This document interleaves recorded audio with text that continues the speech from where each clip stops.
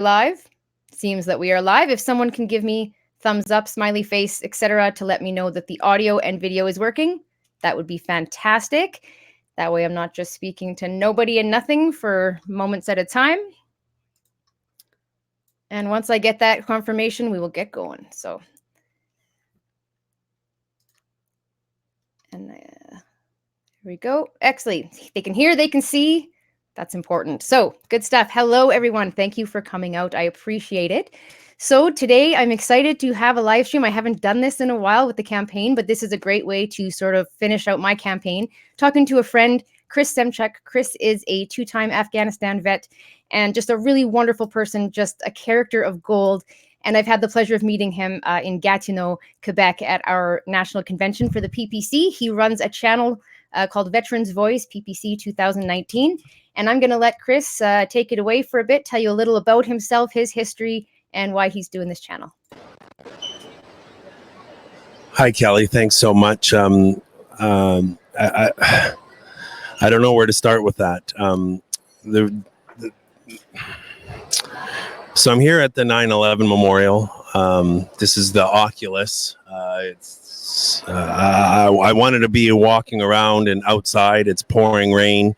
Kelly and I were having some technical issues, so I'm in here.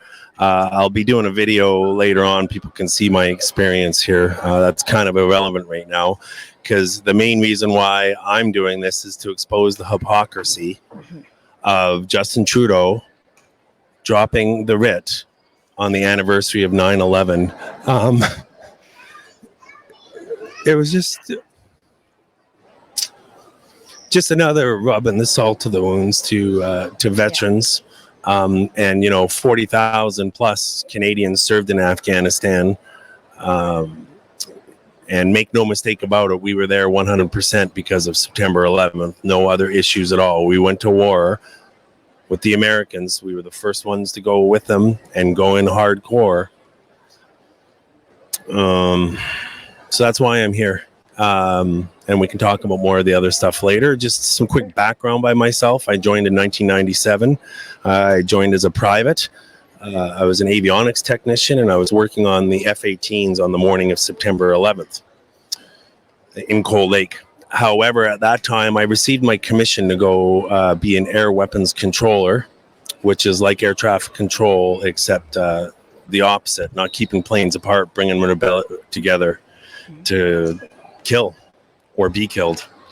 And God's eye view, a controller does. Anyway, I won't digress. So I got my commission to become an officer September 1st, 2011. The morning of September 11th, I was originally supposed to leave for officers' basic training in Saint-Jean, Quebec. My memory is a little bit fuzzy on that one, but around September 12th, 13th. That obviously didn't happen because of September 11th. So my first day of basic officers training as an air weapons controller was September 15th. Saturday, wow. September 15th, 2001. So then I'll backtrack a little bit to the morning of September 11th.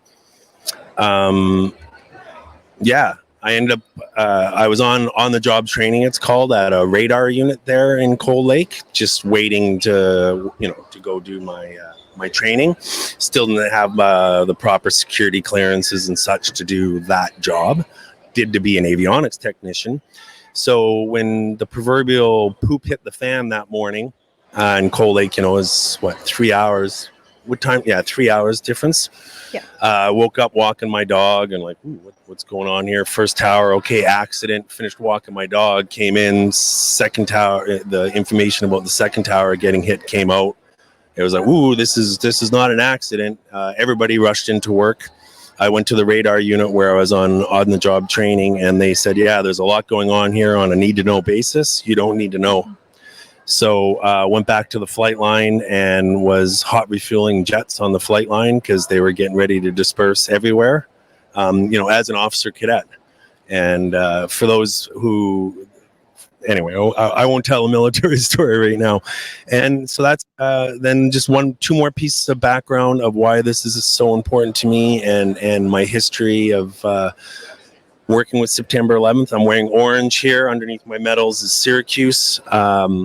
After I did all my qualifications, I went to North Bay to work with NORAD there. It's the Canadian Air Defense Sector of NORAD.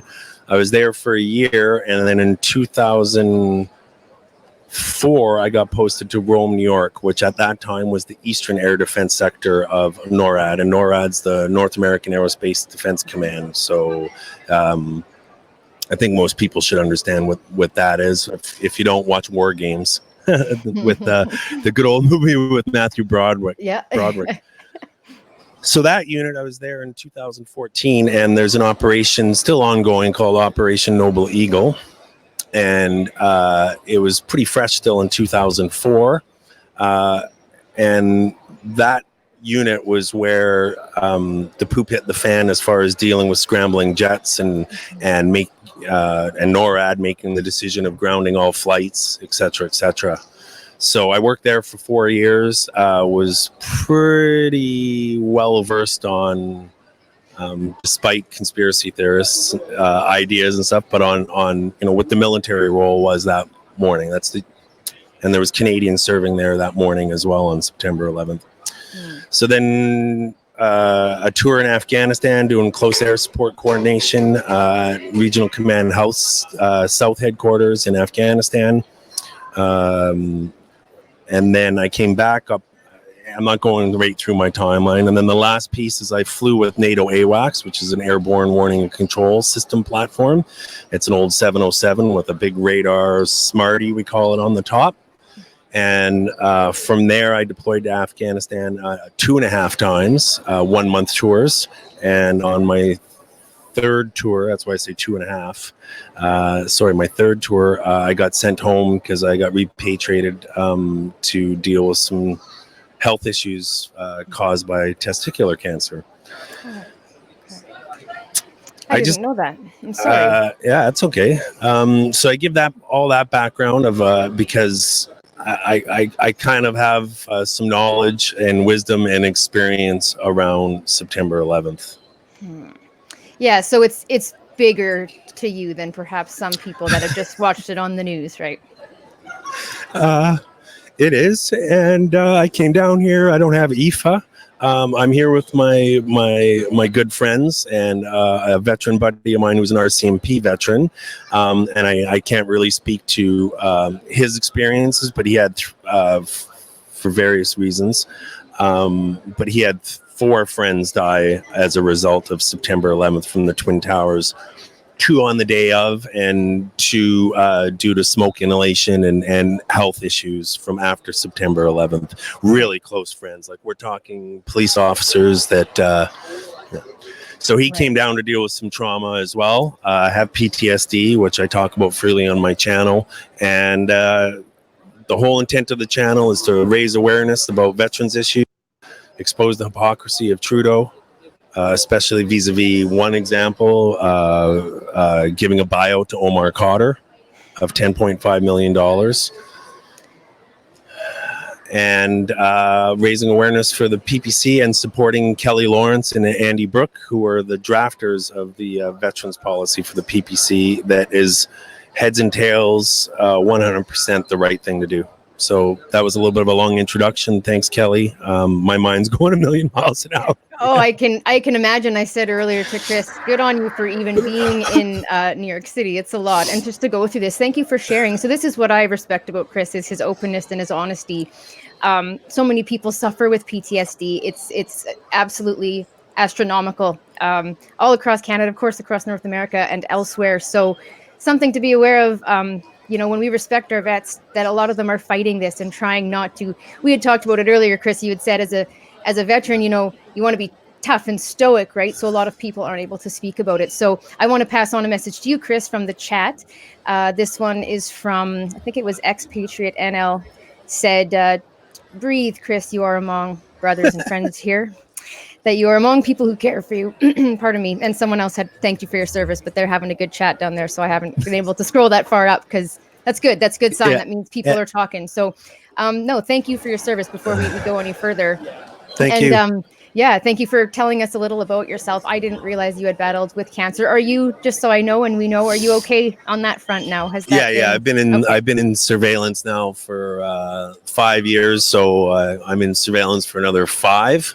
But that's more for statistical, just for statistical analysis and tracking purposes. So, but it still always hangs with you because you just don't know what's going to happen. But yeah, no. So really, as far as my life and my recovery goes now, yeah, I'm ready to press forward, and especially that's another piece. And then I will totally let you run the show, okay, Kelly? Is No, that no problem. I was after my first tour in Afghanistan, I could not engage with mainstream media. Period. The nature of doing the close air support control that I was doing as an air liaison officer at the regional, so it was the whole division, all of the southern portion of Afghanistan, was I needed to really know every operation and what was going on. So at a moment's notice, I could react and shuffle assets around and get a very limited asset, which is a fixed air, like a jet carrying bombs, to go in and help troops to the right place. So I knew a lot. And then you see the little soundbite on the media for an incident, and plus I got red pilled. My first major event there, I ended up seeing that really it's the military industrial complex, and it's Right. at its heart, it's all about the money. Money and power. Hey, isn't that the case? Yeah. Sort of like the hashtag that's trending right now on Twitter. What is it? I can't keep up. Which one? Yeah, it's crazy. So yeah, I completely disengaged from the mainstream media, completely focused on my recovery. When I finally did discover I had PTSD, and woke up when Jody Wilson-Raybould was testifying at the Justice Committee on the SNC Lavalin affair, saying, what is wrong with Canada? I mean, I cannot believe this right now. So I started engaging with YouTubers like yourself, and on my YouTube page, I've got a lot of the YouTubers there on my channels that, so I won't give a shout out here, that woke me up and gave me the strength and the courage to do this. And I decided to do this channel after the national conference. So I'm ready to move on and start talking about these issues the best I can. So thank you for having me here. Sure. Yeah, absolutely. Well, first, I want to bring up something on a side note. You brought up the name of an Irish warrior, and I'd like people to know a little bit about that wonderful canine creature of yours that gets you through your days. So if you could pass that on, because I've had the pleasure of meeting her, but not everyone has. Yeah, so Aoife's my service dog, and she's a Irish Wolfhound Poodle mix. She'll be 3 in February. I trained her myself with a service dog organization that I have since left, and I will be talking about that on my channel too, because unfortunately all organizations have politics involved in them. And so I'm now with an organization called K9er, which is a friend of mine that started. It stands for her and her partner's last names. They both start with R. And she's not with me because that's the Airbnb that I was staying at. The lady denied us and having dogs. But Jim and my buddy Jim and his family that are down here with me were like, okay, we'll all be each other's service dogs, and it's okay. And my psychiatrist and psychologist therapist were both like, it's okay to do a little bit of exposure therapy as well too. Yeah. So but yeah, I miss her to pieces. Oh, I can imagine. I miss her, and she's not even my dog. I met her one time. She just stole the heart of everybody. Dogs are so healing, and they're so in the moment. And I find with my PTSD, I would never compare to a veteran's PTSD. It's quite mild, but it's got the same same basis, right? Same effect on the nervous system. And the beauty about dogs, especially like for mine, I had a dog who went through her own trauma, and while she kind of healed from hers, it helped me heal from mine. We did it together, and I can't imagine doing it any other way. So I just thought I'd pass that on, because when we talk about all this heavy stuff, there's always these little lights in the darkness that get us through. And who doesn't love dogs, right? So Well, and the light in the darkness to me is the People's Party of Canada, and it's really just a shame how maligned and misinformed, and just how disgusting this election has been. 2 years in the States, and that's another thing too. I mean, I know the U.S. Constitution pretty intimately. I used to read it on the midnight shifts when I was in that, when things would slow down for that witching hour, maybe 2 in the morning when there was no air traffic. So I did track U.S. politics a little bit because you can be a little bit more detached from it. But for 2 years, they went through about Russian collusion and everything and foreign interference. And Trudeau created, the Democratic Institutions Minister there, Christina Gould, who's comes across as all so sweet, little millennial with her glasses. And guess what? She's the wicked witch of the West, and she's free to talk to me at any point about that. A wolf in sheep's clothing. Yeah, just like Trudeau and the whole Liberanos, they've moved so far left. They're not even liberals anymore. So, it's just enough is enough. I might get kicked out of here in a second. I don't know. I just did a little bit longer if I'm okay here. Thank you. Just friends in. Oh, just a friend. Yeah, understood. Okay. Yeah, it's just so I had a better view. Yeah. Don't put it on the glass. Okay. Yeah, no problem, sir. Thank you. Thank you. All right, so I'm going to sit down now. Are we cleared? You just have to move? Yeah. All righty.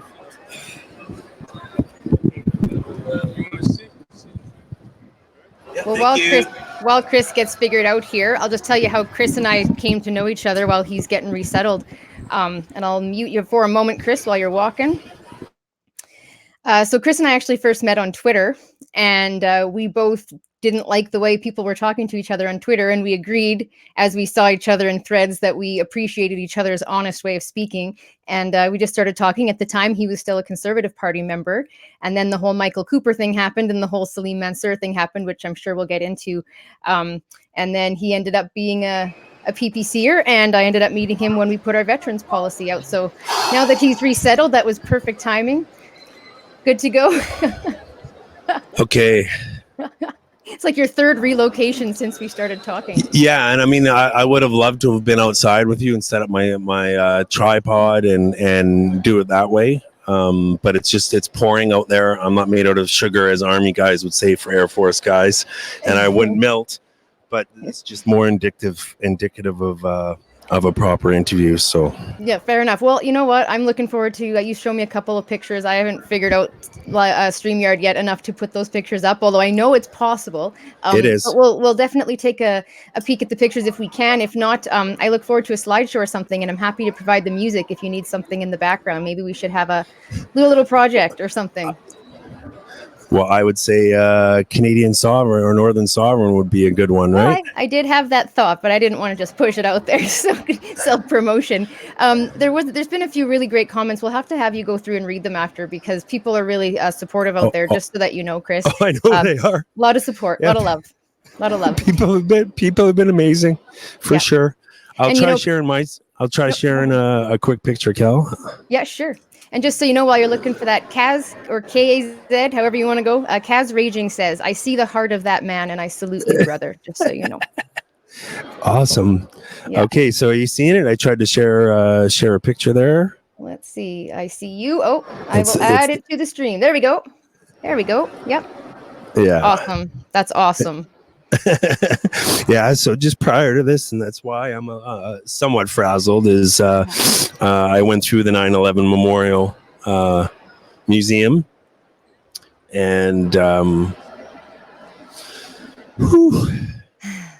yeah, it's I would highly recommend it to anybody, for sure.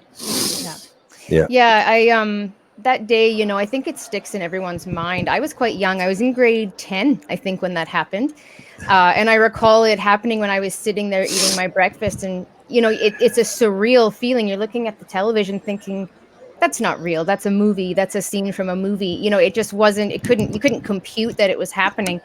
I don't know. It's not that I didn't appreciate. I grew up in Air Cadet, so I was always taught to appreciate our veterans, and I gone through, Remembrance Day services and all of that, right? So it was very much ingrained in me, but I don't think I really understood the appreciation for veterans until probably joining the People's Party and really starting to pay attention. So maybe you can talk a little bit about, I know you have the veterans policy for the PPC and the unveiling of it and what that experience was like for you.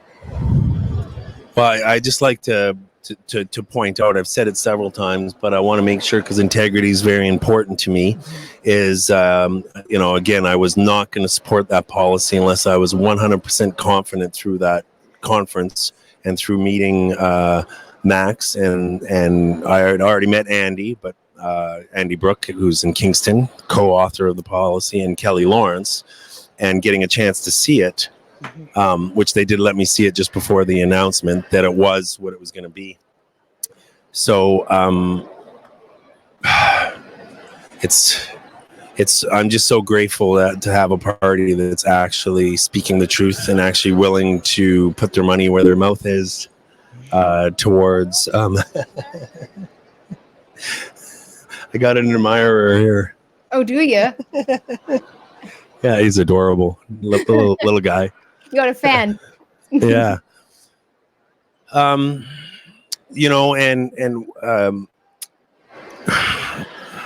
forgot the question, Kelly. Sorry. Oh, no, I was just wondering about what the experience was like for the veterans policy, what you feel about it, and the experience of unveiling it. Yeah. I mean, I ended up, it was completely random. I mean, they just called us all up, the 44, 42, something like that. Yeah, and I think all in, there's 40 veterans candidates for the PPC. So let's give a shout out to all of them. Absolutely. And one, a veteran is a veteran is a veteran. Service is service. Doesn't matter if you've been to war or deployed or never left home.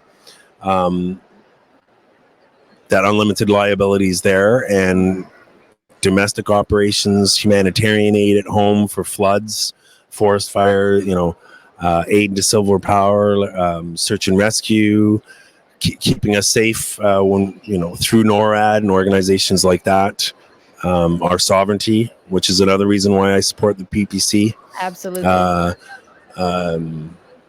So it was a huge honor to stand up there. It was completely random, and I ended up being up right by the dais. And I have not watched the whole thing because I cannot. But friends have said, "Wow, man, you did not look comfortable," and I wasn't, because I'm an emotional guy. I've always worn my heart on my sleeve. I'm stoic when I need to be stoic. I focus on the mission when I need to focus on the mission. Yeah. Man's man when I need to be, but when I can let my guard down,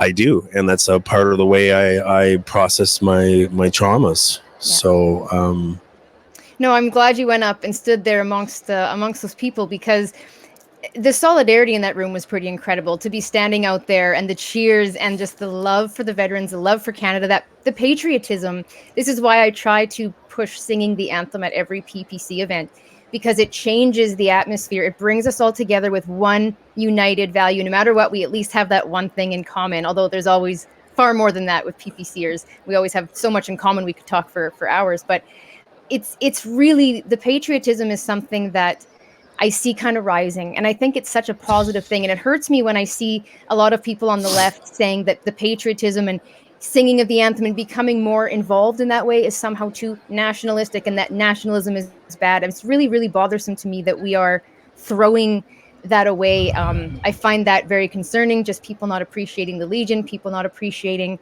I think it was maybe my third video on this channel that I didn't have any lighting. I had my little phone and didn't have a clue what I was doing, but I had this day I remember so clearly, driving out after dropping Steve off for work and seeing like the Legion Hall and just having this moment of great gratitude and tears. And it wasn't November. It wasn't any timing. There was no poppies out. It was just this moment of, oh my God, the children and the young people have no idea what happened to make this country the way that, like, to have this freedom, to have this ability to be able to criticize, to be able to be lazy, to be able to be ungrateful, just to be able to be that way.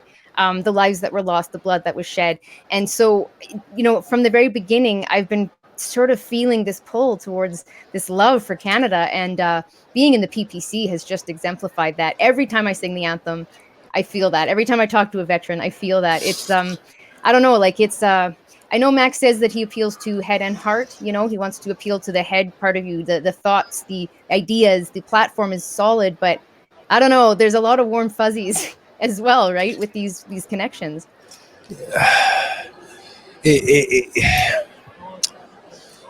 It is simple, and when I first, my psychiatrist Norm, I wanted me to do the mission at all.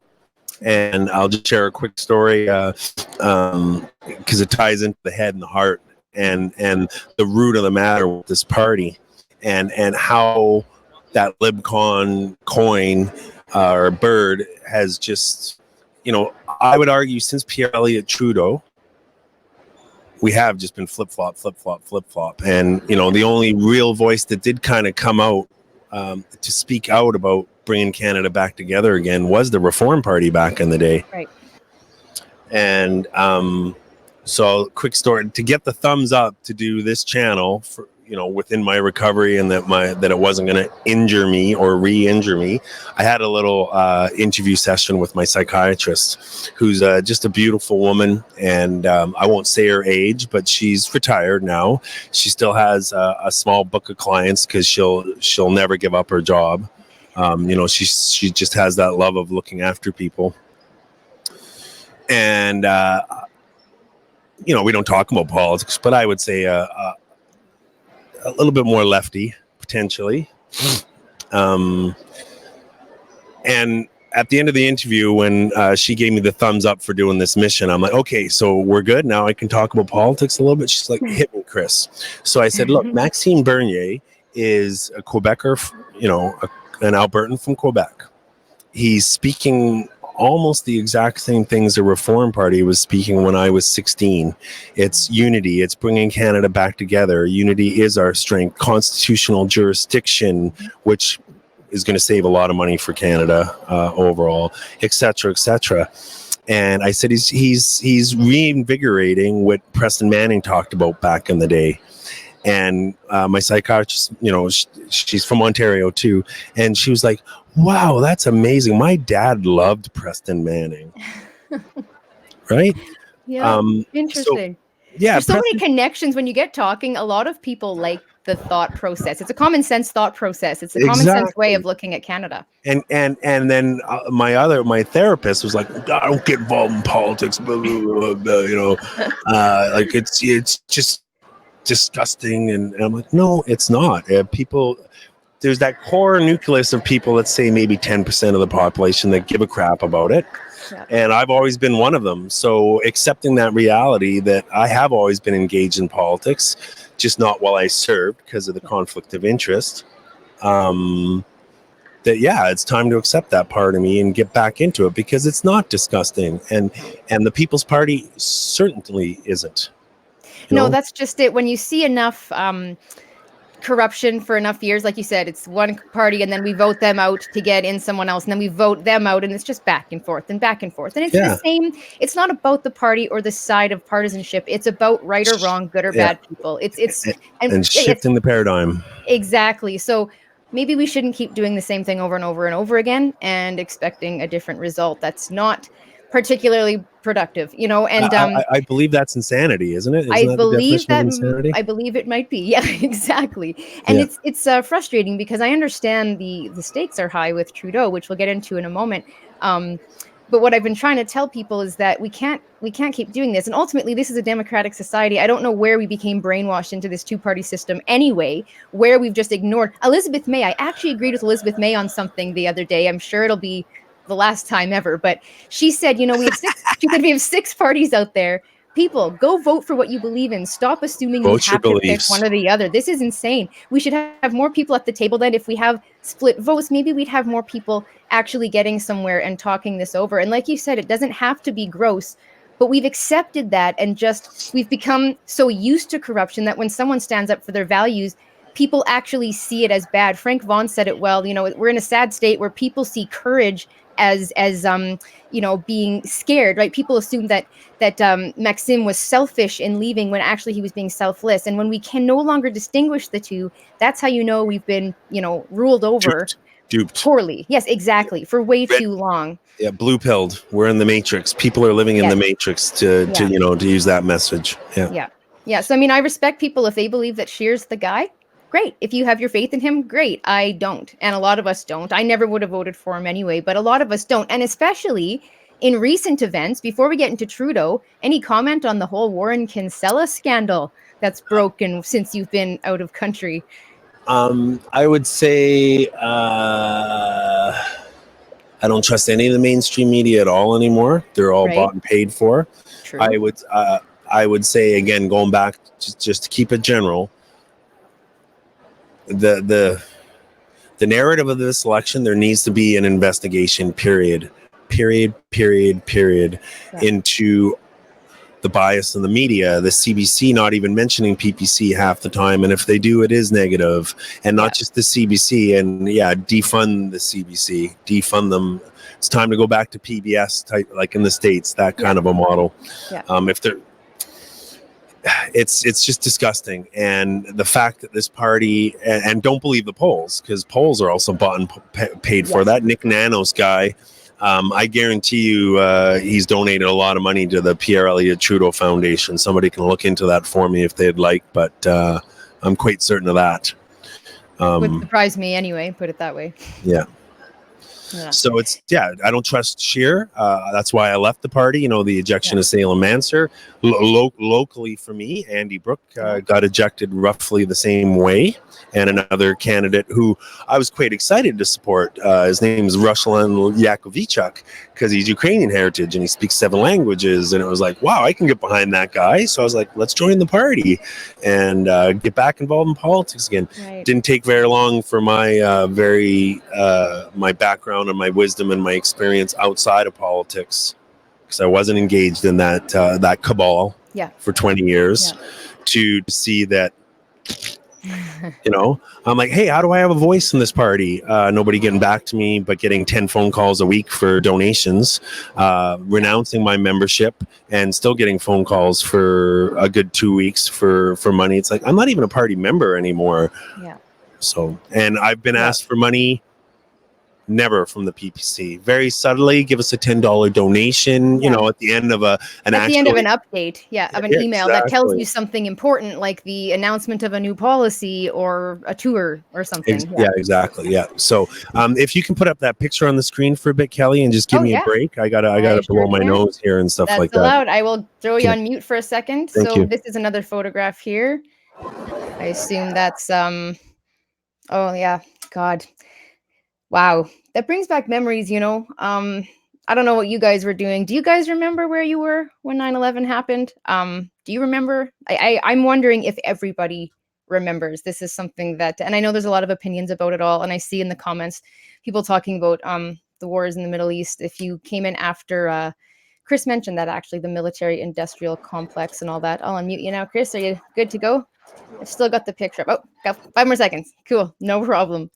Not a problem at all. Yeah. What he's talking about too with the Conservative Party, you know, I can't really get into any of it because it's all kind of hearsay, but there are a lot of stories. There's a lot of stories, even at the local level for MPs, and just things that have gone on in nomination contests and stuff. I've heard a lot of stories of corruption, and I know that's the case with all establishment parties, so I'm not going to throw it all on the CPC, but I think that's what's concerning for a lot of us in the PPC, and that's why we're doing it. I have these conversations right to the end of the election. I'll be having the vote split argument and discussion, but principles do matter, and we aren't the same party. We have a completely different party than the CPC. I don't know if you just dove back in here, Chris, or if you heard that, but I was just saying how with the vote split argument, our parties are so different. Our platforms are so different. For like, I can list off very quickly, you know, the UN, we have a different view on the UN. Healthcare is different. We have a different view on the CBC. We have a different plan. Well, the only plan for equalization, supply management, immigration. Those are just 6 off the top of my head that are nothing like the CPC. I don't know how we are splitting it if the parties aren't anything alike anymore, right? Yeah, exactly. They're not. I mean, to use the political spectrum talk and the Overton window and those types of concepts, but we'll go to the political spectrum. It's all shifted so far left in Canada that the Conservatives are liberals. Yeah. And there's nobody speaking the conservative voice out there other than wearing blue. You know, Pandy Andy likes to wear blue, and yes, I will say Pandy Andy. He's a public figure. That's not slander. That's what I call him, and he's more than welcome to contact me to discuss it. We'll get some more lawsuits like the CBC put against them, right? Yeah, it's just ridiculous. You know, I'll give some background too. I won't say names here at all, but. After Jody Wilson-Raybould's testimony that whole night, and again, when I was going through all that process with the SNC-Lavalin scandal, I was shocked at how bad the civics in Canada were, that Canadians weren't outraged that even a whiff of interference with an attorney general, like what, you want to become Chiquita Banana Republic? So I sent an email, two things. I called a veteran of my buddy at the end of that and said, holy cow, is there like a coup d'etat going on in this country right now? Like, are we going to get remobilized? Like, seriously, I thought it was that bad. Yeah. So I sent an email to one of Andrew Scheer's staffers through the parliamentary page. And I won't say which branch of policy advisors. I said, hey, can I contact you and can I speak my truth? To his credit and to Andrew Scheer's credit, he did contact me and we talked for 2 hours about defense issues and veterans issues. And I kept in contact while I was still in the CPC. And then once I left, forget it. They're not going to do any of this stuff anyway. You can't trust them. It's like, which way's the wind blowing today? Let's do a poll. Okay. Oh, yeah, let's go that way now. No. Yeah. Maxime's been saying the same thing for years. Yeah. Yeah, and he's basically, you can't please everyone. Or if you try, you'll please no one. And if you really are just going for the votes, and this is what's happening in Western Canada, is this disconnect and this alienation, pardon me, where we just feel so ignored because, we have less votes because we have less ridings. But because we have less ridings, it's a double-edged sword because there's also the fact that a lot of the politicians pander for Eastern policies. Oh, I got kicked off the internet here. Oh. Uh-oh. Oh, you're still there, but just I'm back. Bandwidthy. Okay, there we go. That's all right. All good? Okay. So anyways, now that we're kind of getting... Somebody's jamming us. Yeah, fair enough. Someone's doing some gaming or something. Why don't we get into Justin Trudeau a little bit? You want to talk about the hypocrisy of Trudeau? I would love to hear what you have to say. Well, I mean, I'll just ramble. Like, I'll just... Trudeau's Pierre Elliott Trudeau's CSIS file being expunged or destroyed. I haven't been able to really fact check that one as deeply as I'd like, but I would have no doubt that that's happened. And there's some pretty dark stuff in that file. It goes right back to his dad. I mean, his dad created the environment that created the October crisis back in 71. Let's just speak about Justin. I'm 46 years old. I believe he's the same age. And they talk about leadership, and he talks about leadership. He couldn't lead his way out of a wet paper bag without. Do you mean a plastic? Do you mean a plastic paper water bottle thingy? Sort of thingy. Yeah. What kind of life experiences does that guy have compared to somebody like Maxime, even? Or somebody like me if I ran, which, I'm not trying to make a point, but just let's look at leadership. I'm 46 years old. I've been all over the world. I've moved 11 times just in Canada. I moved 11 times. I was stationed in Europe for 4 years. I was stationed in the States for 3 years working with NORAD. I went through a scare with cancer and chemo and losing my left thingamabobber that's just a decoration, et cetera, et cetera. What adversity has this man had to do with? Adversity creates leadership and strength. It does. And the real hypocrisy, like, I was ready when I was already planning this channel. I originally decided to launch it September 12th because I figured, okay, that's, about when in the window of where he could drop the writ that he would do it. I figured, around then. Keep it as short as possible because if it's a long election, he's going to be exposed. Yeah. When he called it on September 11th, there's a 1-minute video on my channel about it. I mean, I was ready to go. I was ready to go postal. I was ready to get in the car with Aoife and drive to Ottawa. I'm not doing anything, rash, but revolt in front of City Hall or in front of the House of Commons. Like, that was ridiculous. Yeah. Omar Cotter. And I'll just speak to that one quickly. I'm not saying that maybe he didn't deserve a settlement or some sort of money compensation. Maybe he did. But let's go through the court systems and expose why he deserves the money so that there's a lessons learned and a feedback process on it. Because when you give a settlement, stuff just gets buried and nothing changes out of it. Yes, exactly. It just becomes money, corruption, and power in a different kind of way, right? Yeah. Parading veterans around in 2015 and the Equitas plaintiffs, which the Equitas Society is a non-partisan society, but everything in the PPC platform is 100% what they were looking for in their court case that Trudeau said they weren't going to take him to court to. And then the Supreme Court, it did have to go to the Supreme Court, and then it wasn't even heard by the Supreme Court. They didn't even look at it. So that hypocrisy. The hypocrisy of the treatment of Admiral Norman. I was just going to ask, in doing his course of duties, just doing his duties. And there's a lot more, but we'll just keep it to those three for now. Yeah, there's been a lot. I think Adam Daniel-Mizet, who's another YouTuber here in Canada. I watch Adam, yeah. He's got away with words that I've just never heard anyway. It's incredible. But he I can't remember the website, but I think it's 100 Crimes of Trudeau. If someone has that, throw it in the chat. But there's a long litany. And I think Canadians have way too short of memories, or very selective memories. That's what I'm noticing, whether it's with the SNC-Lavalin scandal or whether it's with the CPC thing right now. People are very quick to just, it's fine, ignore it. And that's why I say we've become way too used to corruption. Oh, that's just how politics is. No, it doesn't have to be like that. Yeah. We've become way too complacent. And as they say, the only reason that evil can stand is when good men do nothing, more or less. That's a terribly paraphrased version. But I don't know. I will probably wrap it up here in the next 10 minutes. First, I'll just give a shout out to anyone in the chat. If you have any questions, at them to me so it comes up highlighted, and I will make sure to pass that on to Chris before we go. I also want to ask, Chris, what are your medals? Do you mind talking about the medals that you're wearing? So and I really struggled wearing Kelly. The one on my left, your right, is the Afghanistan General Campaign Star for the war in Afghanistan. Okay. And the bar is for you get more bars for the more amount of time that you serve there. Yeah. All in, I can't remember the exact, because I really don't care. Medals aren't about that for me, but I think I did about 10 months.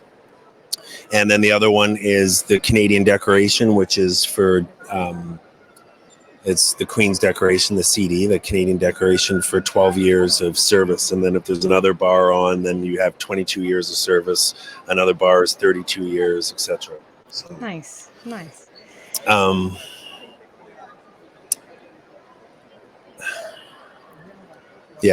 I put a picture on there. That's another one. Yeah. Okay. Yeah, because there we go. That one's in the Great Hall. Oh wow. Virgil, I've got a quote from Virgil that I used on YouTube a lot, on Twitter. And each one of those colors there, each one of those bricks, that's the big memorial hall in the 9/11 Memorial Museum, which is all underground. It's the 7 stories underground of where the towers would have been. Right.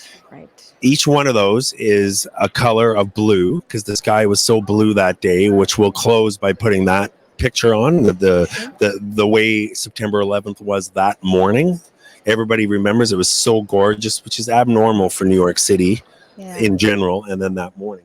So each one of the colors on there is a color of blue, representing each one of the victims that died in September 11th. And then also, let's not forget 1995, when there was an attack on the World Trade Center. Okay, so those victims are there as well. And that's why we have to pay attention to what's going on, because the warning signs were there for September 11th, right? Oklahoma City, the Oklahoma City bombing, this one, right? Governments were doing nothing. So anyway, each one of those colors, there's not a different shade of blue. The artist made them using they're all different shades of blue. and not one of them is the same for each person that died on September 11th Wow. at Ground Zero. I can imagine being there. I mean, these pictures are beautiful and they make me feel emotional, but I just can't imagine being there amongst that. I was saying to you earlier, Chris, I respect you for putting yourself out there, because this has got to just be raw, just raw. Thank you so much. Well, I've had so much support from beautiful people like you, and and my family in Kingston, and my friends in Kingston, and my veteran buddies and brothers and sisters in Kingston, and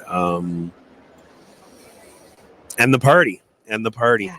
Yeah. You know, my local constituency committee, they have a thing called Freedom Fridays, and again, I want to declare that here too. I have no affiliation at all, because I don't want Elections Canada. You know, I have no affiliation at all with the EDA. I'm a member, and I've invested the $1650 into myself and into software and things like this to execute this mission on my own, to support the party in that way.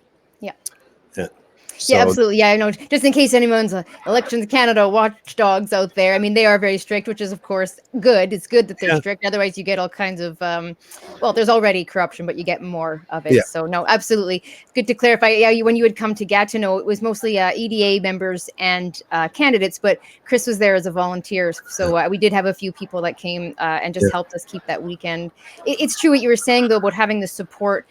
It's like a family. You know, I had one of the candidates here in Saskatchewan call the other day. It was just about something else. And he said, you know, how you doing? I said, well, I'm having a frustrating day. And we talked about kind of our challenges. And by the end, we both felt a little more sure in our path, because there's days where us regular people that are, whether you're running or whether you're doing what you're doing and just supporting it from a different angle, there's days where you get a lot of hell and, you know, people, you don't really know why. Sometimes you're pushing yourself ragged for something, but those people are around you to remind you why we're all doing this. And it's like a big family. It's just been really, really supportive and incredible. So I'm glad to hear that you've had that within the PPC, that we kind of welcomed you with open arms. And after what happened with Salim Mansur, I mean, is that lost the CPC a lot of people. That was pretty awful to see. Straw on the camel's back.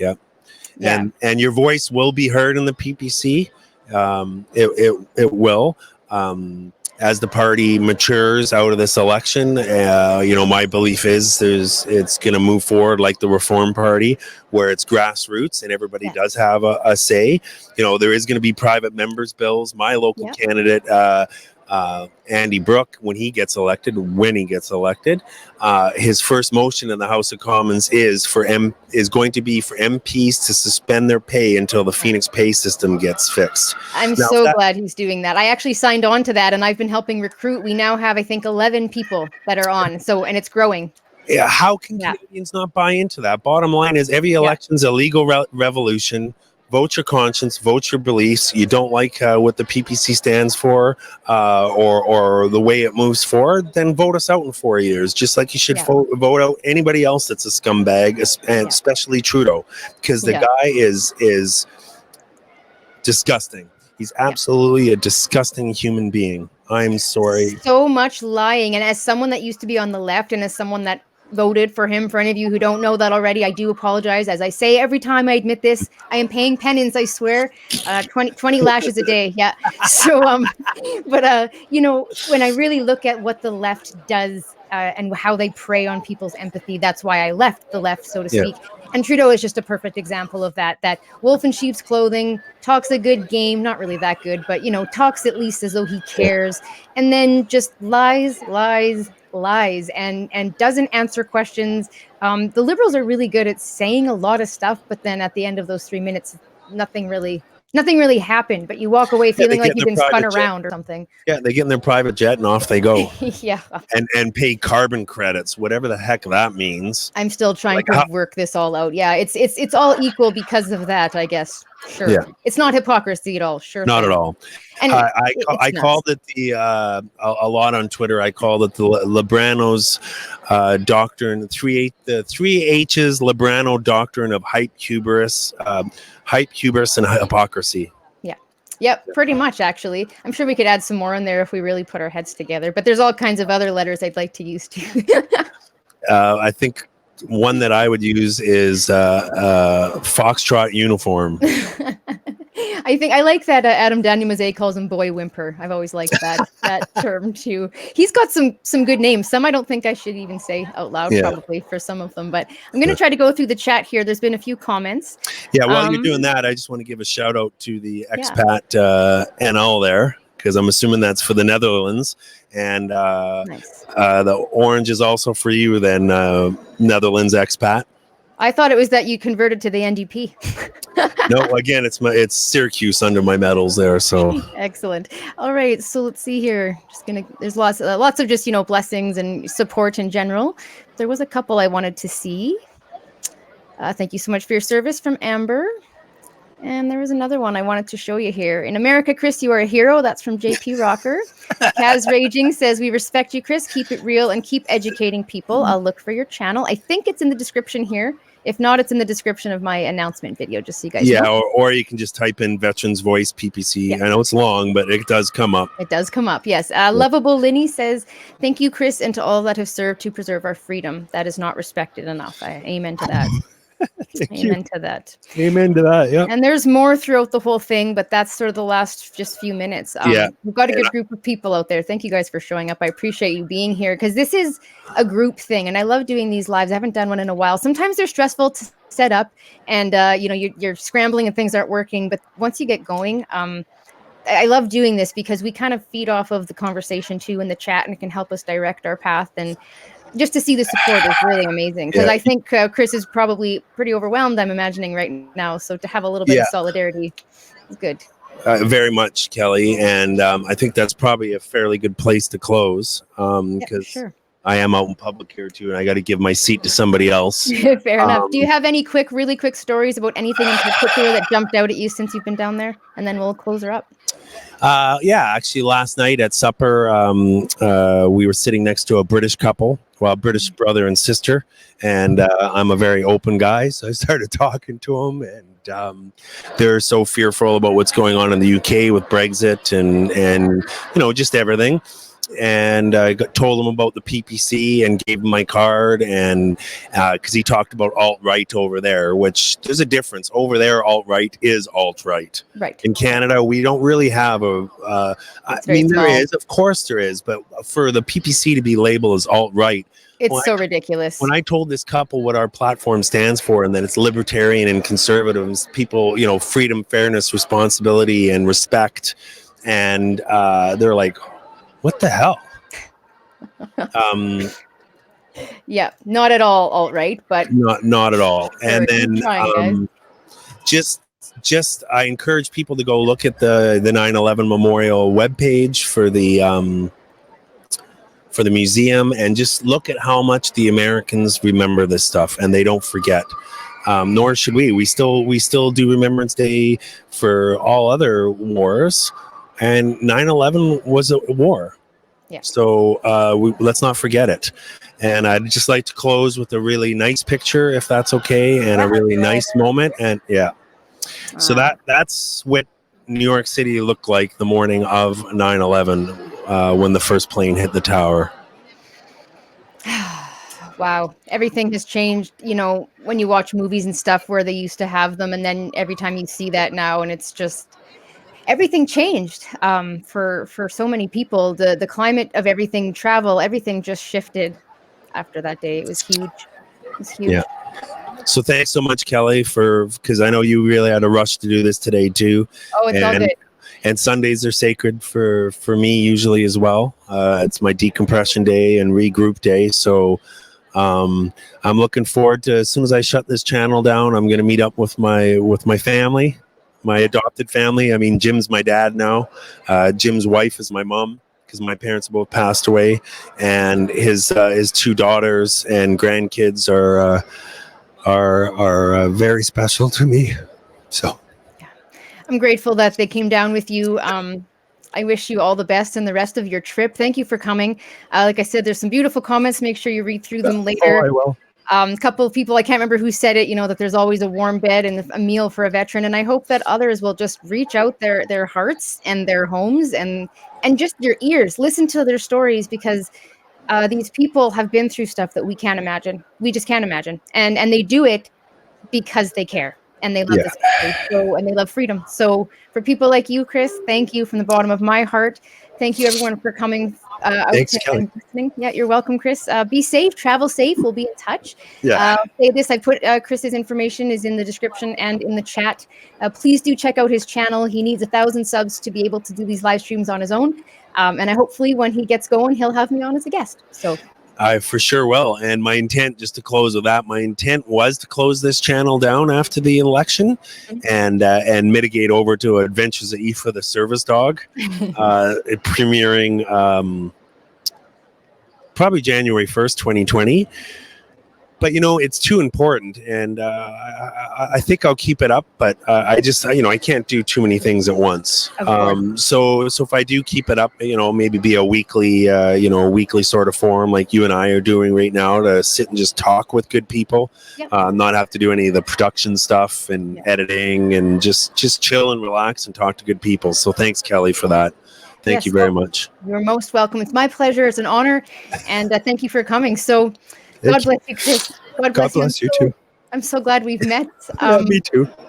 Thank you. No place to end. Warm fuzzies. Thank you all. God bless you all. And as always, be good to each other, but not because the government tells you to. Bye, guys. Thank you.